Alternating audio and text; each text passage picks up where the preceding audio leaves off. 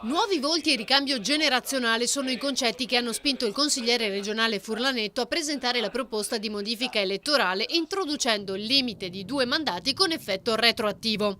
Allora, proprio come una richiesta dei cittadini, noi vogliamo che la politica non sia più un mestiere, per cui una persona quando ha fatto 2 mandati, come succede per i sindaci ma anche come succede in altre parti del mondo, dopo 2 mandati deve interrompere la carriera di politico e se ne ritorna a casa. Quindi ho fatto una proposta di legge per cui dopo i 2 mandati uno deve necessariamente andare a casa e non può più fare il terzo mandato. La novità è che io lo chiedo anche retroattivamente, quindi per quelli che sono in carica già in questo momento. Quindi dalla prossima volta non possono più, quelli che hanno 2 o più mandati, come ce ne sono parecchi in consiglio da noi, non possono più ricandidarsi.